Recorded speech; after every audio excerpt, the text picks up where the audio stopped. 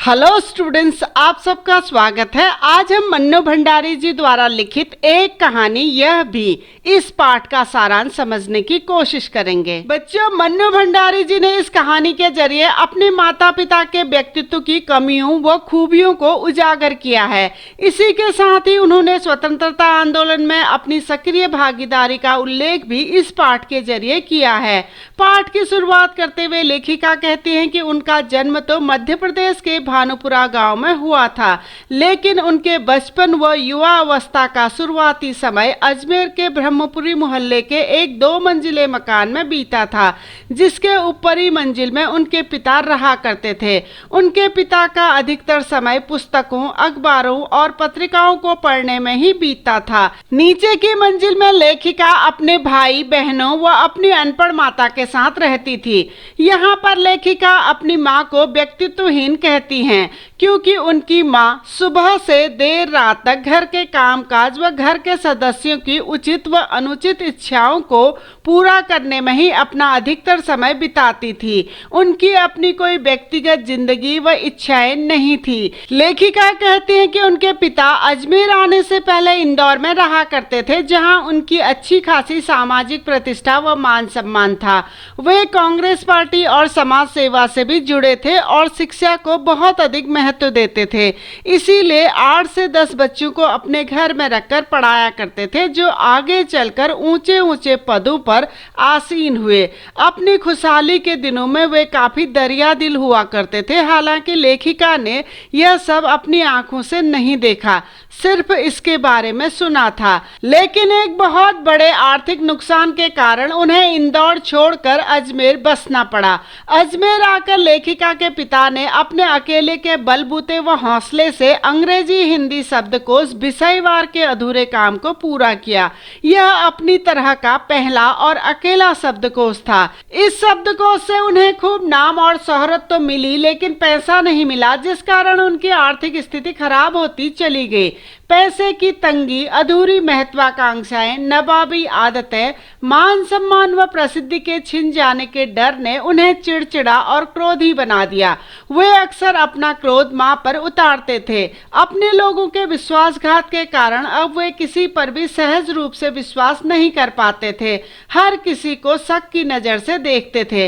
लेखिका बताती हैं कि उनके पिता की कमियों और खूबियों ने उनके व्यक्तित्व पर भी खासा असर डाला। उनके व्यवहार के कारण ही लेखिका के अंदर हीन भावना ने जन्म लिया, जिससे आज तक वे उबर नहीं पाई हैं। लेखिका का रंग काला था और बचपन में वे काफी कमजोर थी, लेकिन उनके पिता को गोरा रंग बहुत पसंद था। संयोग से उनसे लगभग 2 वर्ष बड़ी उनकी अपनी बड़ी बहन सुशीला बहुत ही गोरी, स्वस्थ व हंसमुख स्वभाव की थी। उनके पिता अक्सर उनकी तुलना सुशीला से करते थे, जिस कारण उनके अंदर धीरे धीरे हीन भावना जन्म लेने लगी। लेखिका कहती है कि इतनी शोहरत, नाम और मान सम्मान पाने के बाद भी आज तक मैं उस हीन भावना से उबर नहीं पाई हूँ। मुझे आज भी अपनी मेहनत से कमाई हुई सफलता, नाम और प्रसिद्धि पर विश्वास ही नहीं होता है। मुझे ऐसा लगता है जैसे यह सब मुझे यूं ही तुक्के से मिला है। अपनों के विश्वासघात ने लेखिका के पिता को शक्की स्वभाव का बना दिया था। वे हर किसी को शक की नजर से देखते थे और लेखिका का उनसे हमेशा किसी न किसी बात पर टकराव चलता रहता था। लेकिन फिर भी लेखिका के पिता के व्यवहार ने उनके पूरे जीवन पर गहरा प्रभाव डाला। लेखिका की अनपढ़ माँ उनके पिता के बिल्कुल विपरीत स्वभाव की महिला थी। उन्होंने अपनी माँ के धैर्य व सहन शक्ति की तुलना धरती से की है। उनकी माँ उनके पिता की हर गलत बात को भी आसानी से सहन कर जाती थी। यही नहीं, वे अपने बच्चों की उचित अनुचित फरमाइशों को पूरा करना ही अपना धर्म समझती थी। उनकी माताजी ने अपने जीवन में कभी किसी से कुछ नहीं मांगा, बस सबको दिया ही दिया।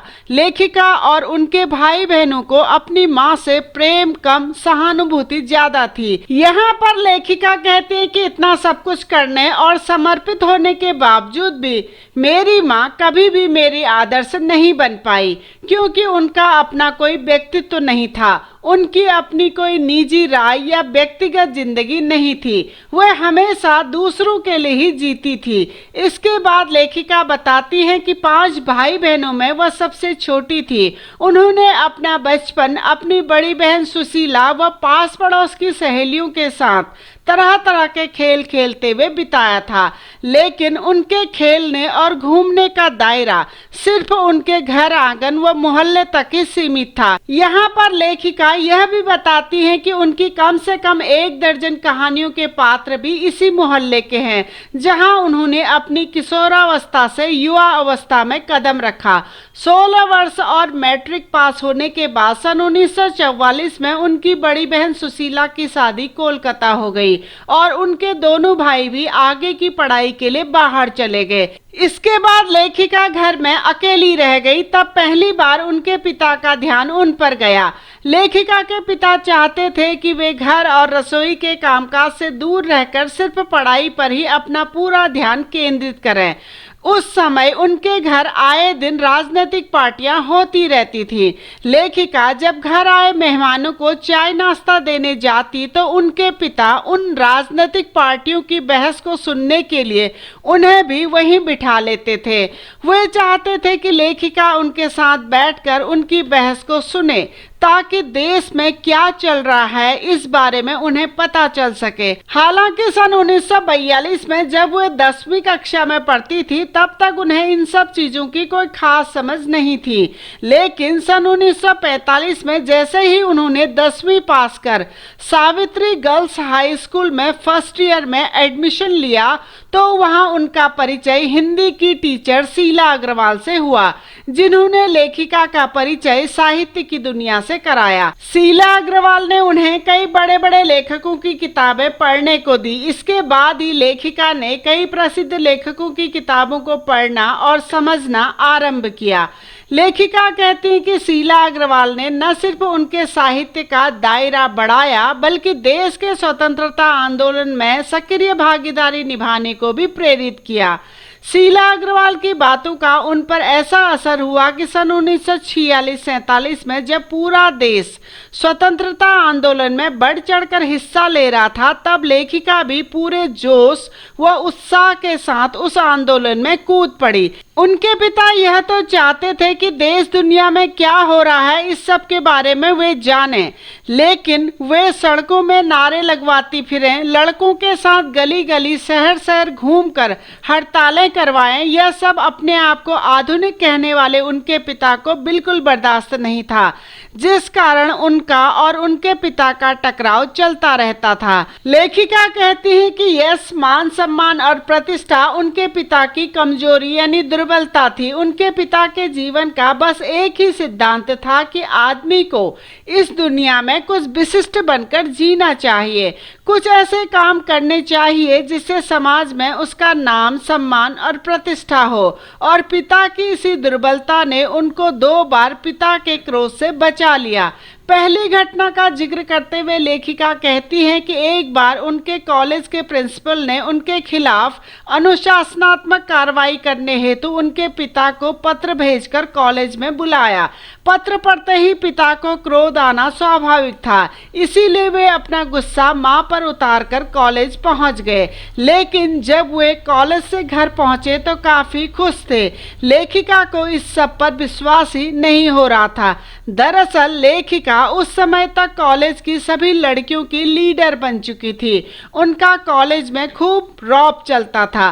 सभी लड़कियां उनके एक इशारे पर क्लास छोड़कर मैदान में आ जाती थी और नारेबाजी करने लगती थी, जिससे कॉलेज की प्रिंसिपल काफी परेशान हो गई थी। इसीलिए उन्होंने लेखिका के खिलाफ अनुशासनात्मक कार्रवाई करने का मन बनाया। लेकिन लड़कियों के बीच अपनी बेटी के रौब दौब और प्रसिद्धि को देखकर पिता काफी प्रसन्न थे।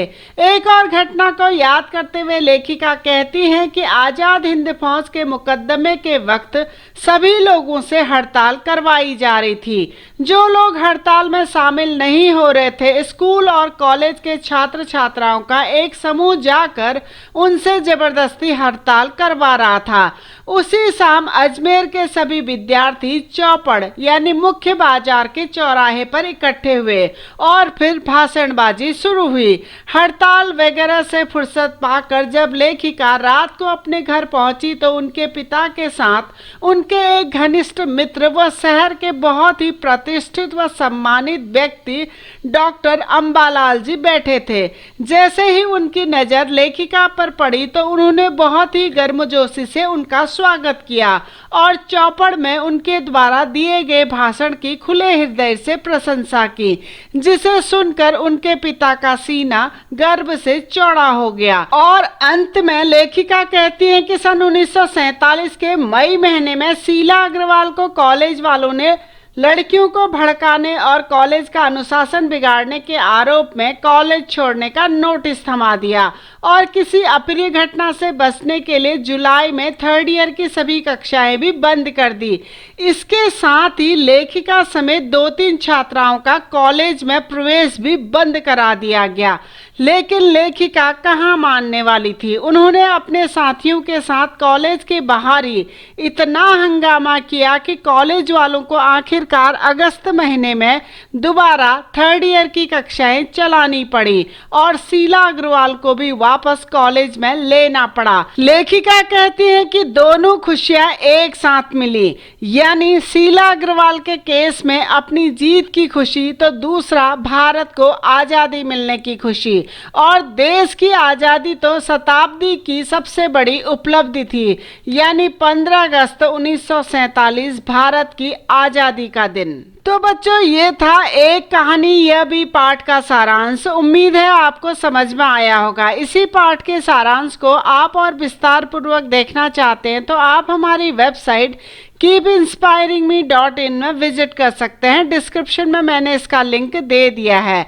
अगर आपको वीडियो पसंद आया हो, इन्फॉर्मेटिव लगा हो तो प्लीज़ चैनल को लाइक करें, सब्सक्राइब करें और आने वाली वीडियो की इन्फॉर्मेशन के लिए बेल आइकन को दबा दीजिए। धन्यवाद।